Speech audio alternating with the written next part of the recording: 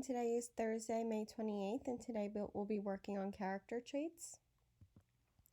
Today's objective, students will be able to identify character traits by paying attention to what they say and do.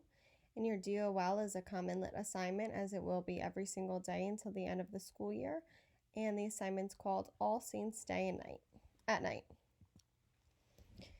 So in order to find character traits for a character, you can follow these steps. Step 1, reread the text, envisioning what is happening.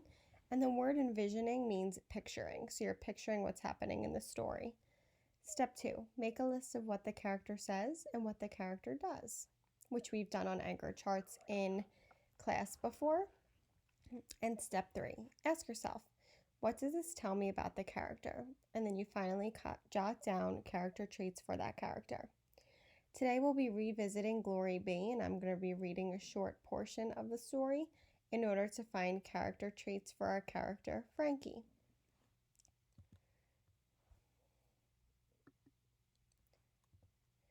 Chapter 21, Bald-Faced Lie. So I'm thinking about Frankie and how I can describe him, and I'm picturing what is going on as I read. 2 days later, when Frankie showed up at our kitchen door busting his britches to tell me something, I ignored him. Emma and I were reading Nancy Drew together, searching for clues in the old clock. Emma looked up once, shook her head, then turned to the next chapter. It was the 1st of July, and even though I was happy that my birthday month was here, I was still red-hot mad at Frankie. I wasn't speaking to him, no matter how hard he knocked on my door. "Open up, Gloria, I've got something to tell you." "I know you did," I yelled back. "Get out of here, Frankie." I took my chapter to Emma even louder. "I didn't do anything." Frankie pushed open the door and scooted his chair next to the kitchen table, but he wouldn't look straight at me. I slammed the book shut and moved as far away from him as I could. "It was you who put that fake sign about the pool opening. I'm not talking to you." Emma stood and laid our book carefully on the shelf next to her cookbooks. She didn't turn to face us. Even with her back turned, I could tell she was listening by the way her shoulders hunched up. "I didn't do anything, but your friend, that Yankee, did something bad. She's in trouble."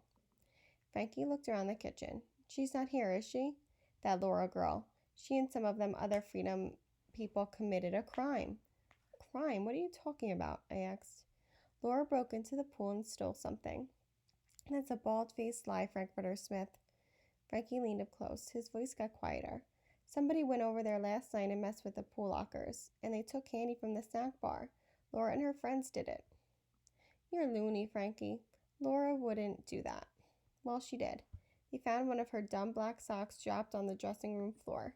He pushed his glasses up on his nose and slicked back his hair, looked me straight in the eye like he was telling the gospel truth. "You know how you're always trying to get her to take those ugly socks off and go barefooted? This time your stupid friend did take off her socks." Emma spoke up quietly without turning around. "Frankie, mind your manners. Glory's friend Laura wouldn't hurt a flea." "Yeah, Frankie, Laura wouldn't break into any old lockers. You're making that up," I said. "You're telling a lie." "Your Yankee friend's in big trouble. There's a police car over there now. Come see for yourself if you don't believe me." Frankie took a step toward the back door just as Emma turned around fast. Emma put her hand on my shoulder. "Brother Joe will skin you alive getting mixed up in that mess. You're staying put, Glory." "We won't be gone long, Miss Emma," Frankie said. "We'll just ride our bikes slow so Glory can see. My daddy's there. We'll be okay." Emma shook her head. "No, Glory's not going. That's that." She turned her back again to take out peaches, flour, and sugar for pie. She started peeling the peaches. I needed to prove Frankie was lying. I was even willing to risk getting skinned alive by Brother Joe and peeled like a peach by Emma. I hightailed it out of there before Emma turned around to stop me. When we parked our bikes in front of the pool, Frankie had a goofy smile on his face. Across the street was a policeman talking to his daddy. Mr. Smith had both hands on his hips and his legs wide apart. He looked like he was ready to slap somebody good. He walked right in the pool gate and slammed it hard behind him, rattling the new pool close sign. Frankie said, "See? Daddy's talking to a policeman. Didn't I tell you?" "Tell me what? I don't believe a word you say. Laura wouldn't break into this pool. You don't know anything." But when I saw the policeman holding up Laura's black sock, I got an awful feeling about the whole mess. So now, after envisioning the events from from this part of the story. Step 2 is to make a list of what the character says and what the character does to find our final character traits. So, our character is Frankie, and his words, things he said were, "I didn't do anything, but your friend, that Yankee, did something bad. She's in trouble." Character's thoughts. Frankie thinks Laura being in Hanging Moss is bad and that she shouldn't be there. His feelings. Frankie doesn't like Lori hanging out with Laura, so he told her that she broke into the pool. His actions. He rode his bike with Glory to prove that the police were investigating.